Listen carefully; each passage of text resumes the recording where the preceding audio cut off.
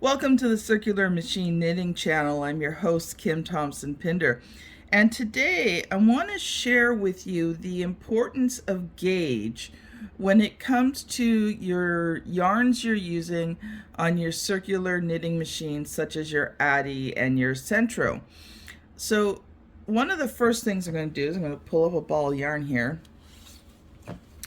And when you go to buy a ball of yarn, you're going to see two different things.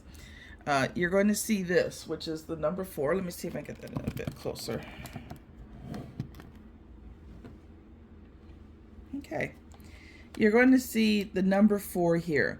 And that's the general weight of the yarn. Now, one of the assumptions that is made by people when they're first learning how to knit and crochet and all that kind of stuff is, that every number 4 is the same, but it's not.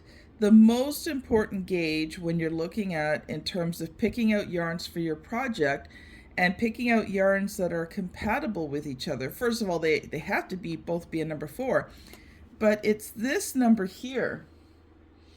I don't think you can see it as well. Let me pull out another ball here. That one's better. Can really see that one. All right. Turn this a little. How can I do this? All right. I'm using my phone and I don't have a biggest screen to be able to record with, so try to find a good angle there for you. Okay. So the most important one is this here. And you want to look at this. So in this case, this is the line brand Pound of Love. It has 19 stitches, 24 rows, makes 4 by 4 inches on 5mm needles. So when you're picking out yarn for your projects, you want to pick out ones that are very similar to this. So similar number of stitches, similar number of rows, the same size knitting needle, because that makes a big difference as well. So if you are looking at this one's 19 stitches, 24 rows on 5mm, and it is a 4. But if you look at the loops and threads, even though it is a 4, it's only 17 stitches and 23 rows on 5.5mm.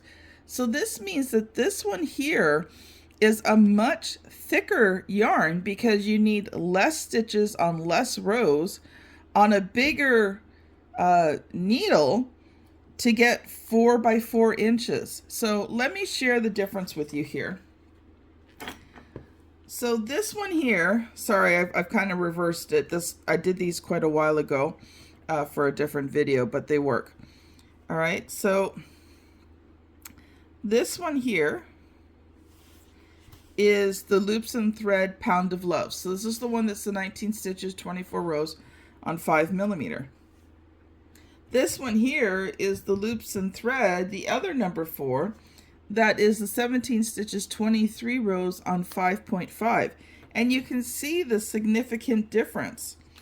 This one here, even though they're both 4, and these were both done on the same machine, they were both done on my Addi 22 machine, using the same tension.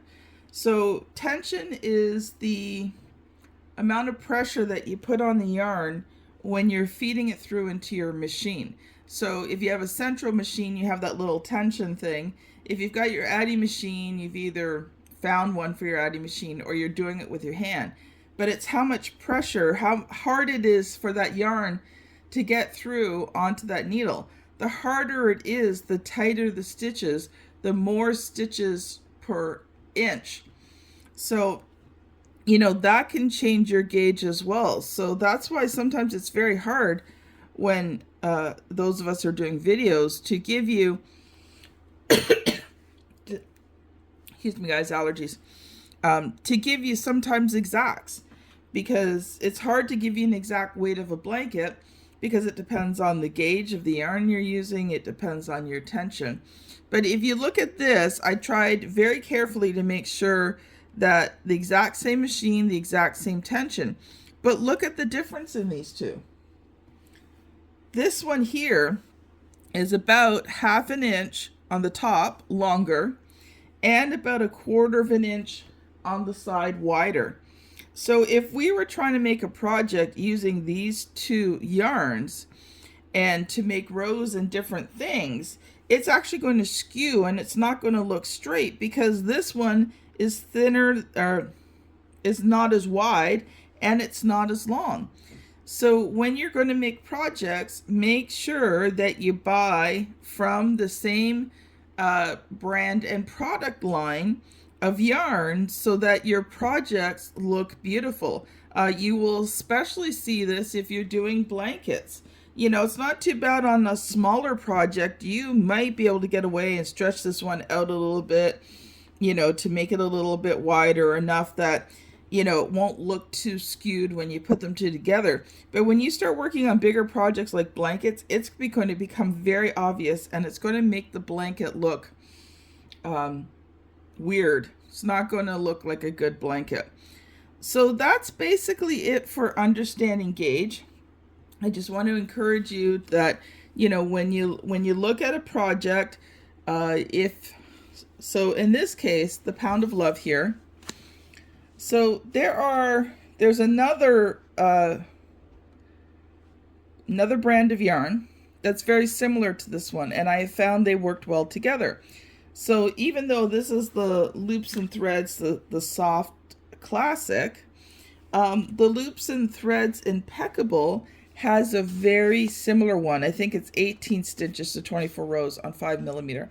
So I have found that those two yarns work together. So if you can find ones that have very similar or exact, now that's still no guarantee because it also depends on which fiber it's made from. This is why gauge is so tricky, and sometimes how well a yarn will stretch. All of these things play into a factor. But you know, if you're looking at trying to mix two yarns, trying to get these numbers exact, if you can get them exact, or like say maybe one off, not one off on both of them, but maybe one off on one of them, they'll probably be a good match to each other. Well, thank you so much for watching this video today. I want to encourage you to check out my yarn review playlist. Every week I post a different video about different yarns, and we test them out on the machine to see which one works. I give you some approximate prices, yardage, weight, just general information, and then we go on to the machine and we test that yarn out, and I give you an honest, unbiased review of the yarns. I am not being paid by any company to promote any single yarn over the other. This is just something I'm doing to help you guys so that you're not wasting time and money on yarn that's just not going to work in your machine, because there's nothing more frustrating than getting all excited to do a project and then you get started and you're just fighting the machine and it's not turning out the way you want to. So thanks so much for watching, and we'll see you on the next video. Bye now.